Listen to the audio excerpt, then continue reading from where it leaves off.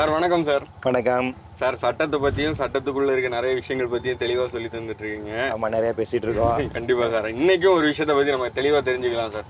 கண்டிப்பாா sir. இந்த குழந்தை இல்லாதவங்க வந்து குழந்தைய தத்தெடுப்பாங்க. அது அந்த ஆர்ஃபனேஜ்லையா இல்லை இந்த மாதிரிப்பட்ட இடங்கள்ல தத்தெடுப்பாங்க சார். இதோட ப்ராப்பரான விஷயம் எப்படி சார்? அதாவது இந்த குழந்தையை தத்தெடுக்கிறது நடைமுறை அப்படிங்கிறது நம்ம இந்தியன் கல்ச்சரில் ரொம்ப நெடுங்காலமாக இருக்கக்கூடிய ஒரு விஷயம்.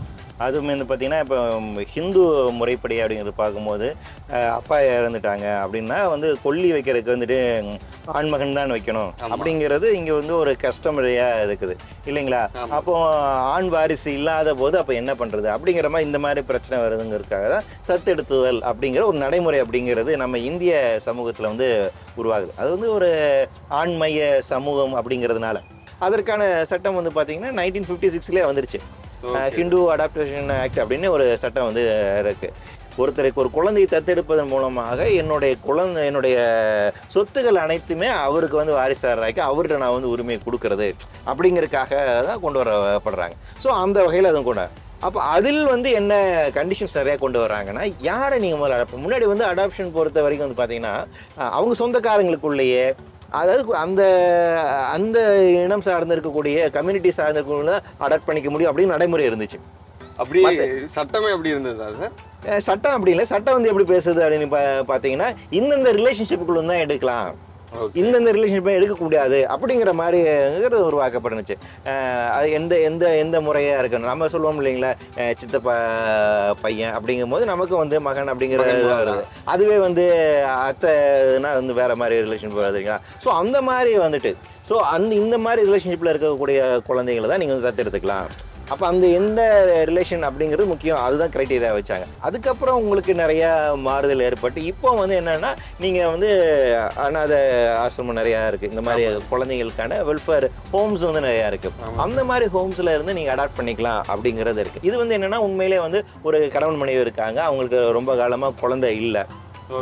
ஸோ அப்படிங்கும்போது அவங்க வந்து என்ன பண்ணுறாங்க, அவங்களுக்கான மெடிக்கல் எதுவும் எதாவது சரியாக பயன் கொடுக்கல அப்படிங்கிற பட்சத்தில் சரி நம்ம ஒரு அடாப்ஷன் போயிடலாம் அப்படின்னு அவங்க முடிவு பண்ணுறாங்க, தத்தெடுத்துக்கொள்ளலாம் அப்படின்னு முடிவு போகிறாங்க. அப்படிங்கும்போது அவங்க இந்த சைல்டு வெல்ஃபேர் டிபார்ட்மெண்ட் அதில் இருக்கக்கூடிய அதிகார அமைப்பில் போய் பதிவு செய்யணும். அதன் அடிப்படையில் அந்த சீனியாரிட்டி பிரகாரம் என்ன பண்ணுறாங்க, அவங்க ஆப்ஷனுக்கான சாய்ஸஸ் வந்து உங்கள்கிட்ட கொடுப்பாங்க. இங்கே இத்தனை வயசு குழந்தை இருக்குது, இந்த இடத்துல இந்த குழந்தை இருக்குது, உங்களுக்கு வந்து இது சரியாக இருக்குமா அப்படின்னு ஒன்று. ரெண்டாவது, அந்த தத்தெடுக்கக்கூடிய நபர் அவங்களுடைய வீடு இருக்கு இல்லைங்களா, அந்த வீடுமே வந்து அவங்க வந்து சோதித்து பார்க்குறாங்க. இந்த வீடுங்கிறது ஆரோக்கியமானதாக இருக்கா, ஒரு குழந்தை வளர்வதற்கான ஒரு ஆரோக்கியமான சூழல்லாம் இருக்கா, இதெல்லாம் பார்த்துட்டு அவங்க சாட்டிஸ்ஃபைடு ஆகிட்டு ஓகே இந்த கப்பிள்ஸ் வந்துட்டு உண்மையிலேயே அவங்க ஜென்யூனாக வந்து விரும்புகிறாங்க. ஸோ இது வந்து அவங்க டேரெக்டாக வந்து இன்ஸ்பெக்ட் பண்ணிவிட்டு அவங்க கொடுக்கக்கூடிய ஒப்பீனியன் அடிப்படையில் தான் வந்து அடாப்ட் பண்ண முடியும் அப்படிங்கிற ஒரு ப்ராசஸ் வந்துட்டு இப்போ டெவலப் பண்ணி வச்சிருக்காங்க. யார் வேணாலும் அடாப்ட் பண்ணலான்னு நீங்க ஆல்ரெடி குழந்தை இருக்கிறவங்க வாரிசு இருக்கிறவங்களும் அடாப்ட் பண்ணலாம். அது வந்துட்டு இதில் என்ன அந்த மாதிரி அதெல்லாம் இல்லை, வாரிசு இல்லாதவங்க தான் பண்ணணும் அப்படிங்கிறது மேலே ஆல்ரெடி இருக்கு. இன்னும் சொல்ல போனால் பெஸ்ட் எக்ஸாம்பிள் வந்து நமக்கு என்னென்னா, நம்ம இந்தியாவோட உச்ச நீதிமன்ற நீதிபதியாக இருக்காங்களே சந்திரசூட், அவர் வந்து 2 குழந்தைகளை வந்து பெண் குழந்தைகளை வந்து அடாப்ட் பண்ணியிருக்காரு. அந்த 2 பெண் குழந்தைகளுமே வந்து பார்த்தீங்கன்னா ஃபிசிக்கலி சேலஞ்ச். ஸோ அதனால் வந்து என்னென்னா, இந்த மாதிரி நம்ம ஹெல்ப் தேவைப்படுகின்ற குழந்தைகள் நிறையா இருக்காங்க.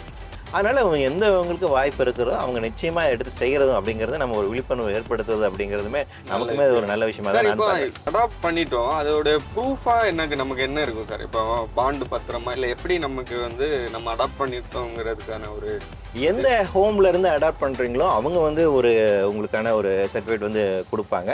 அதன் மூலமாக நீங்கள் வந்து இந்த குழந்தைக்கான இது ரிஜிஸ்ட்ரேஷனுக்கு இப்போ சைல்டு ரெஜிஸ்ட்ரேஷன் அப்படிங்கிற இது இருக்குது. அதன் மூலமாக அதில் வந்து நீங்கள் பதிவு செஞ்சுட்டு இதனுடைய லீகல் ஹேராக வந்துட்டு நீங்கள் வந்து மாற்றிக்கலாம். அப்போ என்னோடய வாரிசுதாரராக வந்து நீங்கள் இது பண்ணிக்கலாம். அதுக்கப்புறம் நம்ம ஸ்கூல் சர்டிஃபிகேட்ஸ் அதில் எல்லாத்துலேயுமே வந்து நம்மளுடைய நேம் கார்டியன் அப்படிங்கிற ஃபாதர் நேம் அப்படின்னு அதில் வந்து நம்ம வந்து போடுறோம், ஆட் பண்ணிக்கலாம். ஓகே சார், ரொம்ப சந்தோஷம். ஒரு குழந்தைய அடாப்ட் பண்றது பத்தி அதுக்குள்ள இருக்க எல்லா விஷயத்தையும் தெளிவா சொல்லி தந்திருக்கீங்க சார்.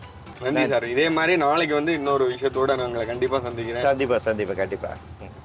எல்லாரும் தெரிஞ்சுக்க வேண்டிய சட்டங்களை ஆட்டோல போயிட்டே ஷேர் பண்ற சட்டம் ஒரு ஷேர் ஆட்டோ.